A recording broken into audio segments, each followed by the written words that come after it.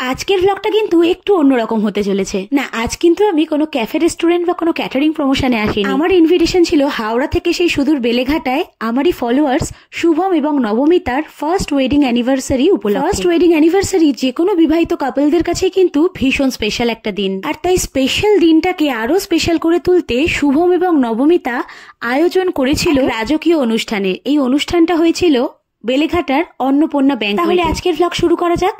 নমস্কার, আমি বৈশাখী from Hanglas day out, আর আপনারা দেখছেন আমার সম্পূর্ণ নতুন একটা ইউটিউব ব্লগ। শুভম আর নবমিতা আসার আগে চলুন এখানকার অ্যাম্বিয়েন্সটা আর এখানকার ডেকোরেশনটা আপনাদের একটু ঘুরিয়ে দেখিয়ে দিই।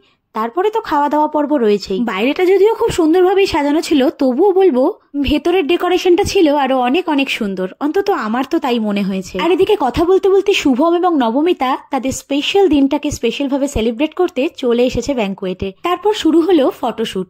এত সুন্দর লাগছিল দুজনকে, আর এদিকে আমি নিমন্ত্রণ বাড়িতে ক্যাজুয়াল ওয়্যারেই চলে এসেছি। কিন্তু কিছু করার ছিল না, সারাদিন বিভিন্ন ক্যাফে রেস্টুরেন্টের ব্লগ করে এতটাই ক্লান্ত ছিলাম যে নতুন করে সেজেগুজে আসার সময় বা ইচ্ছে কোনোটাই আর ছিল না। সে যাই হোক, আমি এখানে একটু তাড়াতাড়ি চলে এসেছিলাম কারণ আমার একটু বাড়ি ফেরার তাড়া ছিল। আস্তে আস্তে গেস্টরাও আসতে শুরু করে দিয়েছেন, আর কিছুক্ষণের মধ্যেই কেক কাটা হবে। তাহলে একটু স্টার্টারের দিকে ঘুরে আসা যাক আর দেখে নেওয়া যাক স্টার্টারে কি কি ছিল। পনির সাসলিক, ফিশ ফ্রাই, ফুচকা, পাপড়ি চাট, দহিবড়া, কাবাব, মোমো, কি ছিল না স্টার্টারে। বাইরেই ছিল মকটেলের পানের কাউন্টার, তাই এত কিছু স্টার্টার দেখে আগে ভাবলাম যে একটু মকটেল ট্রাই করে আসা যাক। আমি বেশিরভাগ ইনভিটেশনে গেলে এই একটাই ড্রিঙ্কস অর্ডার করি, সেটা হলো আমপান্না, কারণ এটাই আমার একমাত্র ভালো লাগে।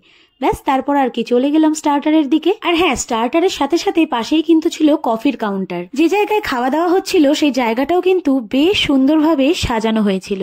এত স্টার্টার দেখে তো প্রথমে কনফিউজ হয়ে গেছিলাম, তারপরে চলে গেলাম দহিবড়া ট্রাই করতে। আহা, লাল মিষ্টি চাটনি আর পুদিনা চাটনি দিয়ে দইবড়াটা খেতে অসাধারণ লাগছিল। তারপরেই চলে গেলাম ফুচকা খেতে। ঠিক গুনে গুনে দুটো ফুচকা খেয়েছিলাম, কারণ তার বেশি ফুচকা খেলে আর অন্যান্য স্টার্টারগুলো ট্রাই করতে পারতাম না। আর যেখানে ফুচকা এবং মোমো দুটোই থাকে সেখানে বাছাই করে খাওয়াটা আমার পক্ষে মুশকিল হয়ে যায়, তাই একটা প্লেটে প্রত্যেকটা স্টার্টার সাজিয়ে নিলাম। এই প্লেটটায় আমি নিয়েছিলাম চিকেন মোমো, ক্রিস্পি চিকেন, পনির সাসলিক, তার সাথে চাটনি এবং গরম গরম স্যুপ।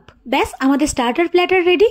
আরে দাঁড়ান, এখনো আমাদের স্টার্টার কিন্তু বাকি আছে, এরপর ট্রাই করবো। পনিরের কোনো স্টার্টার আমি সাধারণত স্কিপ করে যাই, কিন্তু এখানে পনিরের স্টার্টারটা সত্যি দারুণ খেতে ছিল। আর শুধু পনির নয়, এখানকার ক্রিস্পি চিলি চিকেন হোক অথবা মোমো, দুটোই কিন্তু দারুণ খেতে ছিল। আর এই স্যুপটা কমপ্লিমেন্ট করছিল এই প্রত্যেকটা স্টার্টারকে। আরে দাঁড়ান, পিকচার আভি বাকি হ্যায় মেরে দোস্ত। এরপর ট্রাই করবার পালা ছিল ফিশ ফিঙ্গার এবং চিকেন রেশমি কাবাব। চিকেন কাবাবটা খুব সফট ছিল আর সাথে একটা স্মোকি ফ্লেভার ছিল, যে কারণে চিকেন কাবাবটা খেতে দারুণ লাগছিল। আর ফিশ ফিঙ্গারটাও খেতে আমার তো বেশ লেগেছে।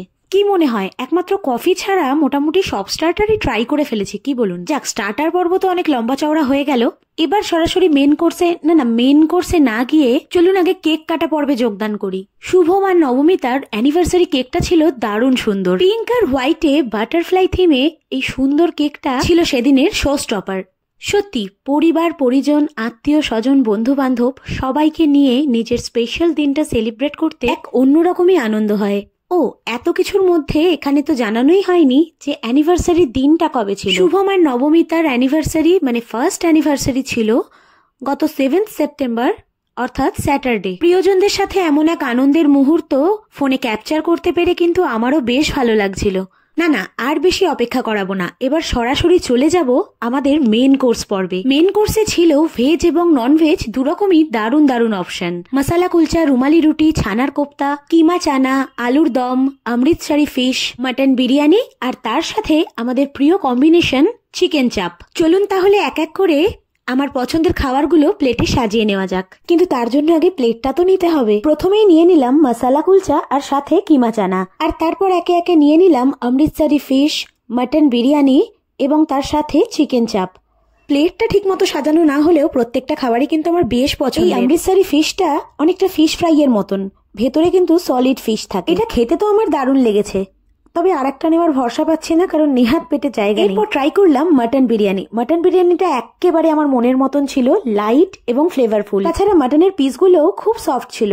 আর এদিকে কিমা চানাতেও মাটন কিমার পিসগুলো কিন্তু খুব ভালো ছিল, যাকে বলে চোখে পড়ার মতন, আর খেতেও স্বাদ অনুযায়ী বেশ ভালো লেগেছে। মেন কোর্সের পর এবার সরাসরি চলে যাব ডেজার্ট কাউন্টারে। সেদিন এখানকার ডেজার্ট কাউন্টারটা কিন্তু বেশ ইউনিক ছিল, কারণ সেদিন এখানে ছিল দ্য ফেমাস বলরাম মল্লিক এবং রাধারমন মল্লিকের মিষ্টির লাইভ কাউন্টার। ডেজার্টে ছিল আলু বোখরার চাটনি, মিক্স ফ্রুট চাটনি, পাঁপড়, নলেন গুড় সুফলে এবং স্বরলিপি সন্দেশ। প্রত্যেকটা ডেজার্টের স্বাদই ভীষণ ভালো ছিল নো ডাউটলি, কিন্তু তার মধ্যেও সব থেকে ভালো লেগেছে এই নলেন গুড় সুফলেটা। সত্যি অসাধারণ খেতে, মানে একবার মুখে দিলেই জাস্ট মন জুড়িয়ে যায়। এছাড়া এই ডেজার্ট কাউন্টারের একদম পাশেই ছিল স্যালাড বার এবং তার পাশেই ছিল কুলফি কাউন্টার, আর বাইরে পানের কাউন্টার তো ছিলই। কিন্তু পেটে যেহেতু তিল ধারণের জায়গা ছিল না, তাই পান হোক বা কুলফি হোক অথবা কেক কোনোটাই আর ট্রাই করা হয়নি। তাই আজকের খাওয়া দাওয়া পর্ব মোটামুটি এখানেই শেষ। আমাদের জীবনের আনন্দের মুহূর্তগুলো ঠিক এভাবেই চোখের পলক ফেলতে না ফেলতেই কেটে যায়। তাই আমার ভীষণভাবে মনে হয় এই আনন্দের মুহূর্তগুলোতে গা ভাসিয়ে দেওয়ার সাথে সাথে এই মেমোরিগুলোকে প্রিজার্ভ করে রাখাটাও কিন্তু কিছু কম আনন্দের নয়। আজকের ভ্লগ এই পর্যন্তই। কেমন লাগলো জানাতে ভুলবেন না। ভিডিওটা ভালো লাগলে লাইক কমেন্ট শেয়ার করবেন, আর হ্যাংলাস ডে আউট ইউটিউব চ্যানেলটাকে সাবস্ক্রাইব করতে ভুলবেন না। আবার খুব তাড়াতাড়ি ফিরে আসবো আপনাদের জন্য সম্পূর্ণ নতুন একটা ইউটিউব ভ্লগ নিয়ে। Till then tata.